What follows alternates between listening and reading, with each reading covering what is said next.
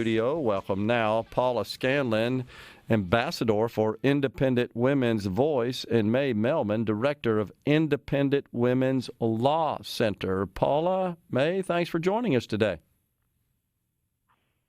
Thank you for having us.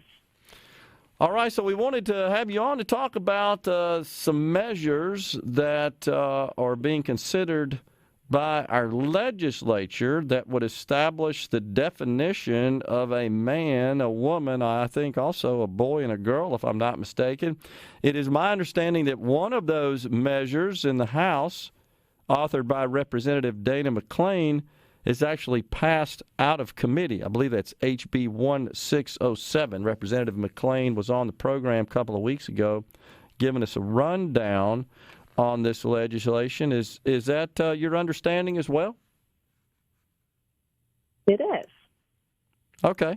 So it sounds like this bill would be headed for the House floor. And then we have one on the Senate side as well, SB, I believe it's 2812, and I think the author there is Robin Robinson. But best I can tell, both really seek to accomplish the same. And I guess I'd ask whichever one of you guys wants to take it, why exactly do we need this? It's crazy that we're even having to spend resources and time and energy on this, but I guess given the upside-down world we live in, seems like that has necessitated the need to define the biological genders, certainly from a legal perspective. Yeah, I mean, I can take this one, and May can go into more the legal aspect afterwards. But there are 1.5 million women in Mississippi, and if we don't know what a woman is, and if we can't define that in law, and when lawsuits come up, personally, I was on a swim team with a male individual that identified as a woman, and he took away opportunities for myself and my teammates. He undressed alongside myself and my teammates. And there were no laws in place to ensure that when we have a women's sports team, that it's actually for people that are born female. And so, unfortunately, we're in the day and age now where we need to define these terms to protect the 1.5 million women. There's a lot of people in this country that don't know what a woman is, and we have to preempt that. And it's so silly, and it sounds so, like, sometimes I sit here and I'm like, why am I even talking about this? But unfortunately, if there are people who are going to interpret the word woman to mean what they want to, we have to fight against them. And that's essentially what this bill is doing. And obviously May can provide more legal aspects to the actual definitions and how these things work when they get litigated. But we've seen it time and time again. Women are losing opportunities to people that are pretending to be women and identify as women, and we can't have that. Right. So, May, just reading through the measure, Section 3, woman means an adult human of the female sex. Do you feel like that's sufficient codification of what a woman is? Does that really cover it? Does that not open the door to, I guess, some challenge by those who would say, no, that's not really what a woman is? Well, so the bill actually gets a little even more specific than that, even though you'd think that would be enough. You'd think woman would be enough, and then you'd think that woman is an adult human female would also be enough. But then really what the bill does is it defines what a female is. Okay. So it says, and I'm reading from the Senate version here, a female, when it's used in the statute, means an individual that has had or will have through the course of normal development or would have, but for a developmental anomaly, genetic anomaly, or accident, the reproductive system that at some point produces ova. And that definition, so in our human species, there are the male gamete and the female gamete, and that's the whole reason we have a species, is because the male and female gametes, the sperm and the egg, come together to create a new human being. So that's really what our definition is based off of, which is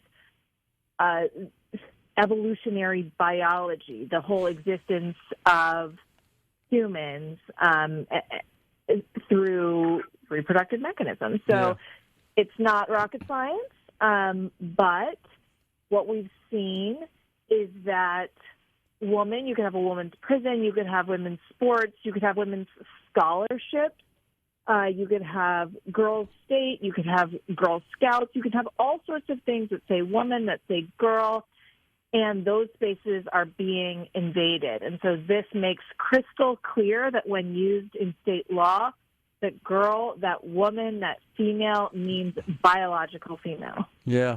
I mean, it just seems so fundamental and rooted in scientific fact and the science of biology that has been widely accepted since the beginning of time, since the beginning of humanity, but we're having to clarify it in this way. This would sort of fly in the face of this idea that many people hold that a man can get pregnant, because they wouldn't be a man if they're getting pregnant, according to this definition.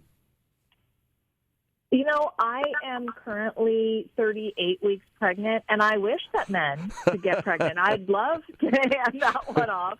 But in reality, it can't, and that is actually the problem. Because if both men and women can get pregnant, then it's okay to discriminate on the basis of pregnancy, because that's not discriminating against women. You can just say, oh, May, you're pregnant, you're fired. And I would say, well, that's not really fair. Like, this is part of my, reality as a woman. And the employer would say, no, it's not part of your reality as a woman. It's men and women can get pregnant. And so when you delete what it means to actually be a woman, you are then able to discriminate against women. And so by defining women, we are protecting and celebrating and honoring the difficult work that it is to be a woman. So, but beyond that, Paula, why is it important that we establish these standards, these definitions, just to protect the safety and the well-being of women, particularly in private spaces and athletics, facilities, activities, et cetera? Yeah, it's incredibly important. I've been really open about my experiences having been on this team, having been forced to undress 18 times every single week with a 6'4" tall person that identified as a woman that had full male genitalia. And ultimately, I think the biggest thing that bothers me is, of course, I got through my situation. But what we are doing by allowing anyone who identifies as a woman to enter private spaces when there are young girls changing. There are girls as young as 4 and 5 that have to share locker rooms with full-grown men.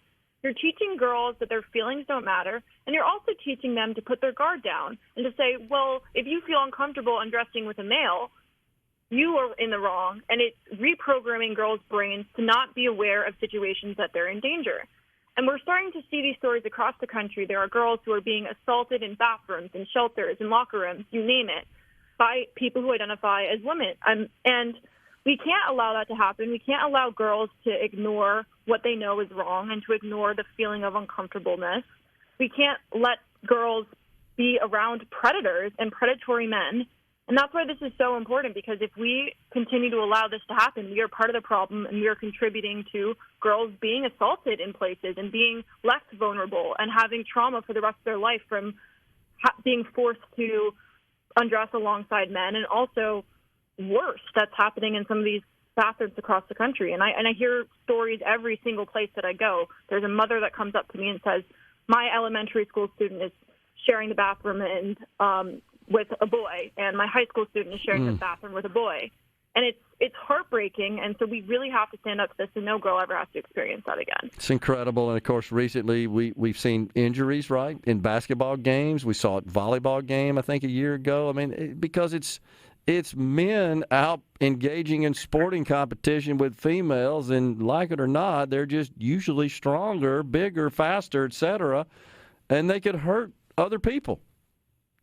Exactly, and Peyton McNabb is a really great example. She was a volleyball player in high school. She was knocked unconscious by a male volleyball player on the opposing team. It resulted in her having medical issues for the rest of her life. She's now in college and unable to play sports.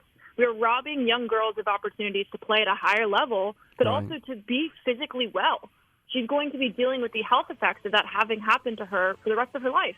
Unbelievable. And if we allow even one girl to have this happen, we've failed as a society. If we can't protect our youngest girls, it's heartbreaking that we're allowing this, and it's even more heartbreaking that I have to sit here and tell you this on Right. the phone, because we should all agree. We should Right. all agree with this.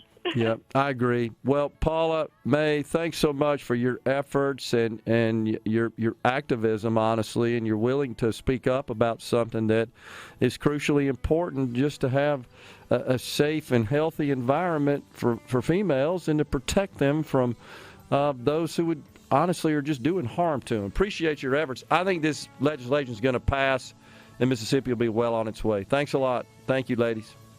Thank you so much. Thank you. Coming right back, folks, in the Element Wealth studio.